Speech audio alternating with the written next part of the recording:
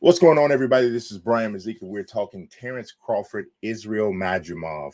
So there's a few things I want to kind of go over with this fight, just in terms of what we saw and what we learned about what we saw from Terence Crawford in regards to a potential fight with Canelo Alvarez. First and foremost, I think what we learned is that Israil Madrimov is about that life. I know a lot of people did not know him before this fight. I remember when I posted my interview, there were a lot of people that were saying, oh, Terence is going to destroy this guy. They were looking at it as though he was trying to, avoid boots and then, taking a soft touch. I think we saw very early on, and I kind of got this feeling that he was anything but a soft touch. And I think we saw that in the fight. His perpetual movement, his stamina was fantastic, especially considering how much movement he incorporates. It's very difficult to get his timing. I felt like he punched hard. His straight right hand was an issue, I think, throughout the fight. Let me just say, before we go any further, though, I do believe that Terence won the fight. I had the fight scored 116-112 for Terence Crawford, but there were some very close rounds, and it was a very competitive fight. But I don't think that Terence showed any breakage at all in regards to skill. I think Madrimov was just that good. And I think moving up to 154, altogether, that was a crazy challenge. And I think we got to put some respect on Madrimov's name. That's my first point. My second thing is Terence kind of shifted up a little bit, right? So when I interviewed him, I asked him about the rematch with Errol Spence. He said that it was still a possibility. But if you saw, he got interviewed after the Madrimov fight, and they asked him about a rematch with Errol Spence, and he said simply, nah, it's not going to happen. So I'm assuming something's obviously has changed since when we talked and where he is now. It could be the situation with Errol Spence and the Fundora fight kind of getting pushed off. Maybe Errol, has another delay that's going on. And at 36 years old, Terence Crawford isn't about to wait around for anybody. He knows that he's in this for a relatively short period of time moving forward, and he wants to make as much money as possible. So I can tell he's not really willing to wait on Spence. So I don't know what fight that is going to be next. Now, the big thing, and obviously what we're talking about mainly in this video, is about Canelo Alvarez. If Terence was to move up to fight Canelo, we're talking about going up to 168 pounds. What we saw from him on Saturday was him against Madrimov at 154.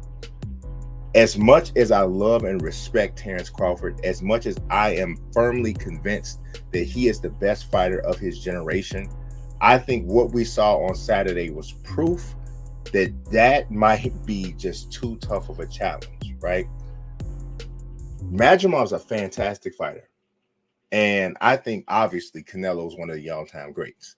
But if we saw that the way Terence dealt with going up to 154, I don't think he was ever hurt by any of the shots he took from Madrimov, but I do think he felt them, and I definitely think he felt the difference, right? If he's feeling the difference and he's admitting, hey, this guy's really strong. That's one of the first things I heard him say. This guy's really strong. What is going to happen if and when he gets hit by Canelo Alvarez? Now, I don't have any doubts or any questions at all about Terence Crawford's chin overall, but I say this all the time, and I know people like Terence Crawford who have won world championships in 4 weight classes kind of push the envelope here, but there are weight classes for a reason, and there's only so much escalation that is going to be able to happen, especially when we're talking about elite fighters, where a guy is going to be able to be successful.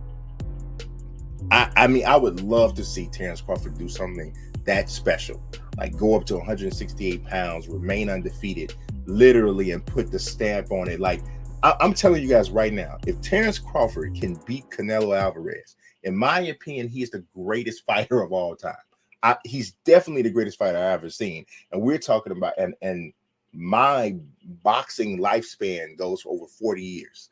I'm talking about the first fight I ever saw was Marvin Hagler against John the Beast Mugabe in 1981. I was in love with the sport ever since.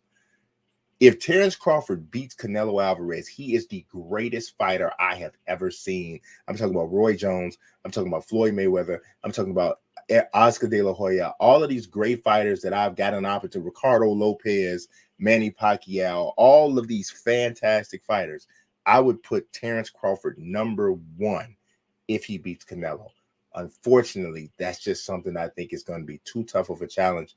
Almost to a point that I don't actually even want to see him try, because I don't want any, a fighter gets to a certain point, you don't want to see anything damaged at the end of their legacy. You don't want to look back and go, man, he had a great career. I just wish he wouldn't have took that fight.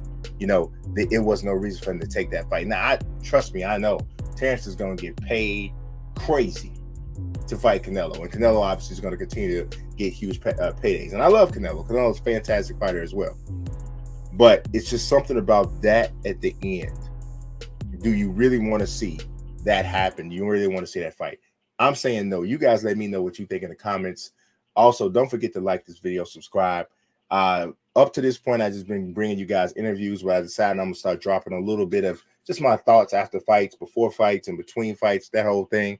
So I appreciate you guys watching. As always, God bless and peace.